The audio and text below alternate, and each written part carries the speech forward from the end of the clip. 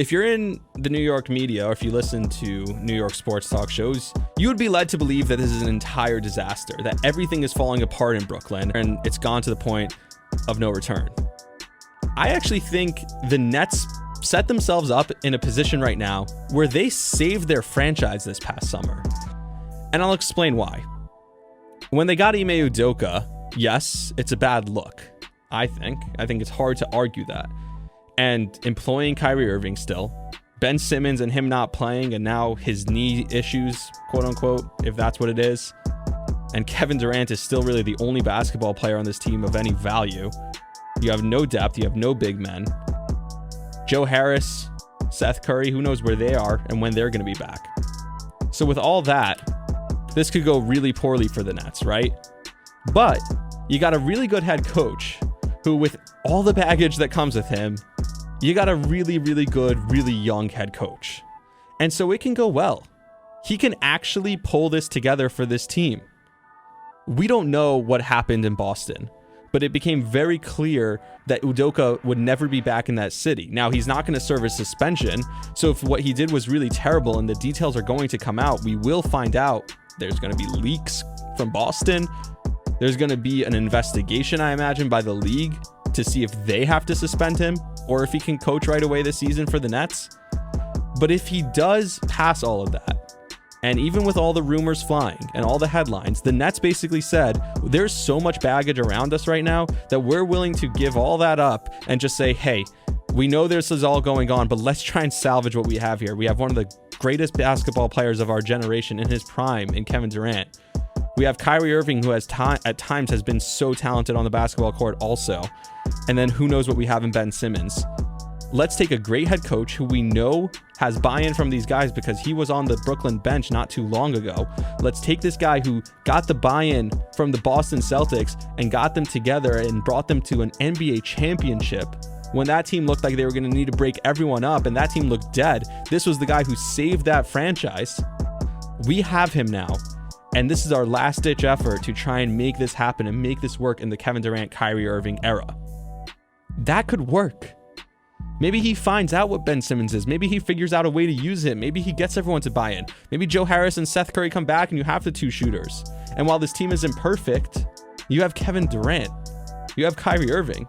They can compete. You have a really good head coach who gets buy-in from all his players and doesn't deal with any BS. We saw that in Boston last year, at least on the court. So maybe you get finally what you were looking to get when you first brought in Kyrie and KD together. This is finally what you wanted. You suffered through the James Harden where finally it looked like, oh no, that was going to be an unstoppable team until James Harden got hurt. And then you still almost won with a hurt James Harden, but Kevin Durant's shoe was a half a size too big. Then James Harden decided he wants out and he's done. And he mailed it in and you had to trade him. You got Ben Simmons. He didn't play at all. You went through all these different versions. Maybe finally the guy who can salvage it all, weirdly, is a guy who needed to be out of Boston and was never going to be a head coach in Boston ever again, apparently, because they wouldn't let him walk to their rival in the Eastern Conference if they thought he was ever going to be a head coach in Boston again. Now, the flip side is the team doesn't have depth. Curry and Harris don't come back. Ben Simmons, he's just not good at basketball anymore. I mean, his defense has been bad. He's looked unathletic lately. He's looked slow. He looks completely scared on the offensive end. He doesn't want to shoot. He doesn't want to do anything. And he doesn't really care about basketball. He's proven that time and time again. When it gets a little hard, when it gets not as easy for him, he's out. Screw it. I'm out. I can't do this anymore. This version of Ben Simmons that we have now, the media might still hype him up. Could you imagine what this team will look like with a healthy Ben Simmons? Well, this is what the healthy Ben Simmons looks like. It's not very good. So that doesn't go well. Kyrie continues to be a nutcase on and off the court to the point that they can't play him anymore. And then you're left with just KD, who's the greatest player. Oh, but KD foresaw this whole thing going down and wanted out before the summer. And now he might actually get his wish, because what's to say he won't ask out again if things don't improve this year? In which case, though, bringing in Ime Udoka, if all goes poorly this year, is still the right move. He's a young head coach, and this could be a long play. Look, the Nets gambled with KD. They said, we're not choosing KD over Sean Marks. We're not making that choice. We're choosing Sean Marks. We're sticking with Sean Marks. Sean Marks took us from a situation where we had 0 draft picks and 0 talent. And he got us to the point with Kenny Atkinson that we were so good and so talented and so relevant that KD and Kyrie wanted to come here in the first place. That's what Sean Marks did for us.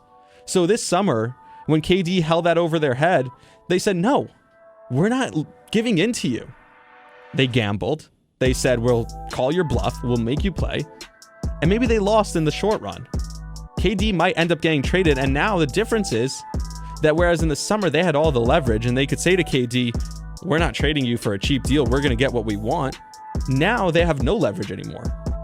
If KD gets traded, KD's going to be traded on his terms. KD's going to be traded for anything. And the different KD packages that we could look at, I mean, you're talking about fewer picks. You're talking about less players in return. Yeah, this is one of the greatest players in the generation, but with this going as poorly as it's gone, the Nets don't have the leverage anymore. But yet still, if there's one guy who can build it back up, wouldn't it be Sean Marks?